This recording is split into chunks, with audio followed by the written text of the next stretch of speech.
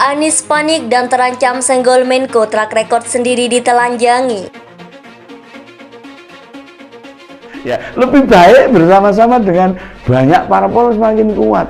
Memenangkan Pilpres yaitu tantangan terbesarnya. Nah, maukah PDIP mereka merelakan bakal capresnya diberikan kepada Pak Prabowo? Nah, ini semua bukan untuk dikonfrontasikan.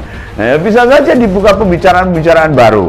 Nah, jika P3, Gerindra dan PKB kembali bersama dengan PDIP, nah apakah Golkar dan PAN diam saja?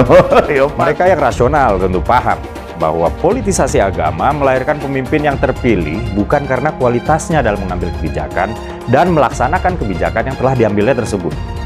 Mereka yang rasional tentu paham seorang pemimpin yang terpilih melalui proses politisasi agama itu simply terpilih karena agamanya. Saya membawa bukti bahwa di era Anies, DKI Jakarta alami kemunduran pembangunan sosial. Anies bilang, kok ada orang yang berada dalam posisi kunci? Menko mengatakan mengubah konstitusi dengan jumlah orang berapa banyak yang mau mendukung. Anies memang enggak menyebut Menko yang mana yang mau mengubah konstitusi. Anies bilang dia enggak bisa bayangin petinggi negeri ini mengatakan ingin mengubah konstitusi secara terang-terangan. Sejak insiden kebakaran depo Pertamina, Anies jadi makin keras dan frontal. Tapi ini sebenarnya bagus. Mari kita bongkar terus topeng kemunafikan yang selama ini dipakai Anies.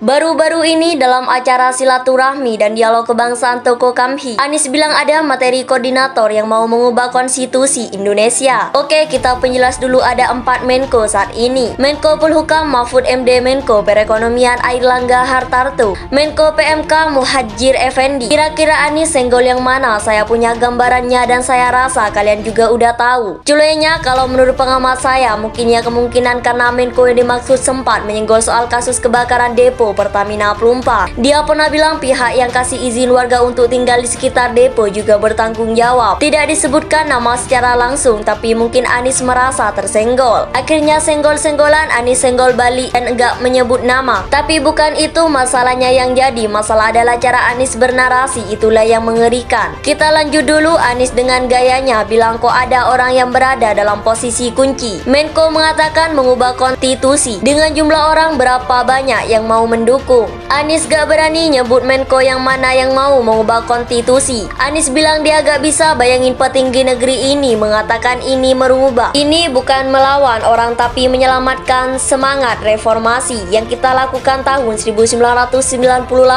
Jadi kita jaga itu karena kalau tidak maka akan rusak. Jujur ini bukan kayak Anies yang dulu. Anies semenjak kasus kebakaran depo Pertamina kayaknya agak berubah. Intinya Anies kelihatan tersinggung makanya menyenggol salah satu Menko. Biasanya Anies itu kalem. Mau dikritik sehebat apapun, dia gak peduli, cuek anggap itu aja angin lalu. Tapi kasus kebakaran depo Pertamina ini memang parah sih. Nama Anies langsung ambruk terjun bebas kayak harga saham perusahaan yang hampir bangkrut. Anies merasa sangat terjepit dan panik, makanya dia berani bersilat lidah dengan lebih keras saat ini. Dulu biasanya Anies cuma menyindir lewat kode halus, tapi kali ini kodenya keras langsung nyebut Menko. Bukan menyebut pihak oknum, materi atau orang istana atau yang lain. Bayangin langsung nyebut Menko, orang-orang pasti mikir ada 4 Menko. Jadi lebih gampang nebak siapa yang lagi diserang Anies. Bagaimana kalau kita balikan pernyataan Anies kok ada orang yang berada dalam posisi kunci? Gubernur berani memberikan IMB kepada warga di atas lahan yang bersengketa atau ilegal. Kita gak bisa bayangin gubernur kayak begini berani utak-utik aturan seenak dia sendiri. Tutup jalan di Tanah Abang demi memfasilitasi lapak PKL. Naikkan UMP seenaknya tanpa mengacu pada aturan pusat. Sungguh mengerikan negeri ini dipimpin oleh mantan gubernur kayak dia. Anies bilang ada yang mau mengubah konstitusi tapi belum ada bukti dan keputusan. Sedangkan Anies udah terbitkan IMB, malah IMB itu jenisnya IMB kawasan yang belum pernah ada sebelumnya. Dan terjadilah korban jiwa. Anies sendiri yang terbukti menabrak aturan seenaknya bukan sekali 2 kali tapi terlalu sering. Oh iya, jangan lupa Anies juga didukung oleh kelompok intoleran, iya kan? Apa tujuan dan impian mereka? Jelas kepingin mengubah negara ini, ubah Pancasila, iya kan? Ini bukan rahasia lagi, semua orang juga udah paham watak kelompok ini.